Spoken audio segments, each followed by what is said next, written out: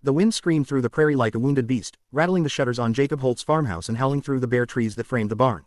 Snow had come early that year, and hard. The kind of cold that bit straight through your coat and seemed to settle in your bones. Jacob hunched his shoulders against the wind as he crossed the yard, lantern in hand, boots crunching in the crusted snow. It was still dark, only a faint blush on the horizon suggested morning was coming.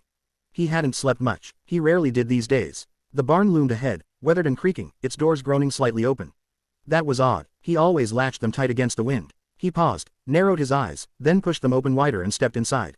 The scent of hay, manure, and old wood greeted him.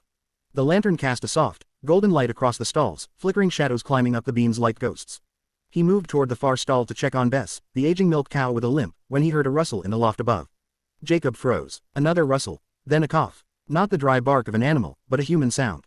Soft, female. He stepped back and lifted the lantern high. "Who's there?" he called, voice rough from the cold and sleep. There was a long pause. Then slowly, a shape shifted in the hay above. A small figure sat up, blanketed in an old horse cloth, her red hair glowing dimly in the lantern light.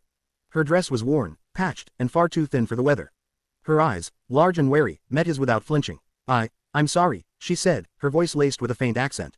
"Please don't be angry, I didn't mean to trespass." He blinked. "Who are you?" She hesitated, then reached into the folds of her coat and produced a folded envelope, its edges softened by travel and damp. She held it out with trembling fingers. "I'm Anna Muller," she said. "I came from Bremen. This letter said, you were looking for a wife." Jacob took the letter and turned away slightly to read it in the lantern's glow.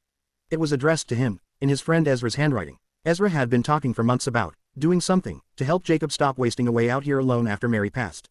Jacob had waved him off every time. He read the letter again, slower this time. Ezra had written to an agency. Arranged for this girl, no, woman, to come all the way from Germany.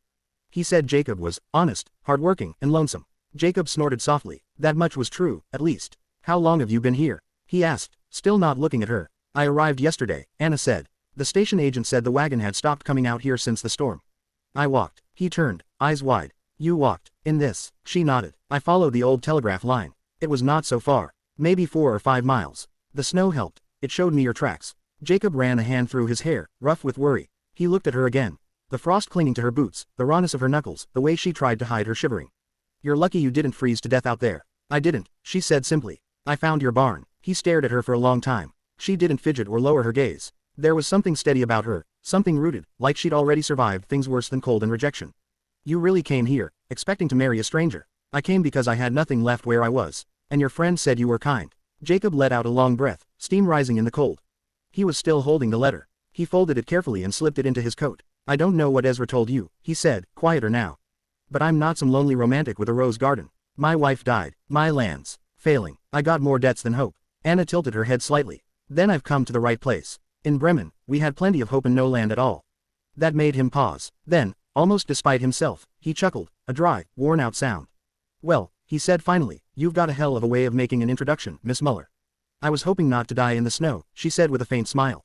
"But I suppose this is almost as dramatic." He gestured toward the ladder. "Come down. Let's get you warm." She stood slowly, still wrapped in the horse blanket, and descended the ladder with cautious grace. When she stepped down onto the packed dirt, they stood only a foot apart. Jacob looked at her again in full, the freckles on her cheeks, the fire in her eyes dulled but not gone. Something deep in him stirred. Not romance, not yet, but the ghost of possibility. "Come on," he said. "We'll get some coffee in you. Then we can talk about what the hell we're going to do next." She nodded, and together, they walked out into the snow. The warmth of the farmhouse hit Anna like a wave when they stepped inside. Compared to the cold barn and the biting wind outside, the kitchen felt like a sanctuary. The stove in the corner crackled with a modest fire, casting a soft orange glow over the worn floorboards. Everything smelled faintly of smoke, coffee, and old wood. Jacob set the lantern on the table and hung up his coat, boots tracking snow across the floor. Anna stood just inside the doorway, the horse blanket still wrapped around her shoulders. Her teeth chattered despite the heat. "You'll catch worse than frost if you stay in those wet clothes," Jacob muttered, then moved into the back room. She heard the sound of drawers opening and boots thunking against the floor. A moment later, he returned with a wool shirt, a pair of thick socks, and corduroy trousers. "They'll be big," he said gruffly, handing them over, "but warm." Anna took them gratefully. "Thank you. There's a screen by the stove," he added. "You can change there." She nodded and disappeared behind the folding screen. Jacob turned toward the stove, stoking the fire with more wood and setting a kettle to boil. He worked with practiced, quiet movements, comfortably alone, until today. When she stepped out again, swimming in his old clothes, she looked even smaller, but more at ease. She rubbed her hands and moved closer to the stove. Her hair was still damp at the ends from melted snow, and steam curled gently from it. Jacob set a mug of black coffee on the table for her, then poured one for himself. For a while, they didn't speak. They simply sat, the only sounds the pop of the fire and the soft clinks of ceramic on wood. Finally, Anna broke the silence. "You thought your friend was joking," she said, not accusingly. "I didn't even know he'd gone through with it," Jacob admitted. "Ezra was always meddling. Said the land was killing me. Said I needed something." Her fingers curled around the warm mug. "He said you were kind, honest, strong." Jacob looked at her. "He didn't mention I was stubborn. Bitter. Not much for conversation." Anna smiled faintly. "No. But I can tell." He grunted a small laugh into his mug. "Well, he was right about one thing. I've been alone too long." Anna studied him. "And you miss her, your wife." He met her gaze across the table. There was no judgment in her voice, only understanding. He nodded slowly. "Mary was steady, good. We built this place together from nothing. Then she got sick, and there was nothing I could do. After that, everything felt like it stopped growing." He paused, eyes on the rim of his cup. "Even me." Anna said nothing for a while, then reached into her pocket and placed something on the table between them, a tiny wooden cross, no larger than a thumb, smooth from years of handling. "My father carved this," she said softly. "When our farm was taken. He said to hold onto it and go where the land is free. He never made it out. But I did." Jacob stared at the cross for a long moment. "You came across the ocean, by yourself, to marry someone you never met. All you had was that letter. All I needed was a beginning." He looked down at the old iron ring on his pinky. It wasn't fancy, just something he'd hammered out long ago in his forge, back when he still worked iron between harvests. He slipped it off and placed it beside the cross. "I don't have a preacher," he said. "No neighbors close enough to fetch before the snow clears." Anna tilted her head. "Do you need one?" He studied her face. It wasn't young and naive like he feared at first. It held lines of tiredness, resilience, and a quiet strength.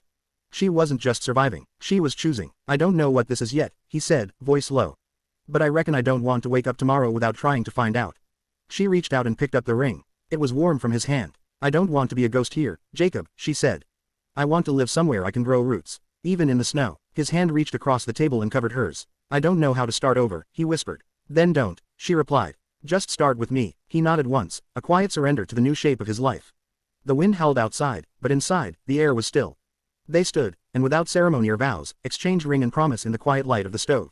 No witnesses, no signatures, just two people worn by life, holding out hope like a match against the dark. As she slid the iron ring onto her finger, the sky outside began to pale, just enough for the rooster to call. Anna looked toward the window and smiled. Before the rooster crowed, Jacob didn't speak. He only nodded, and poured her another cup of coffee.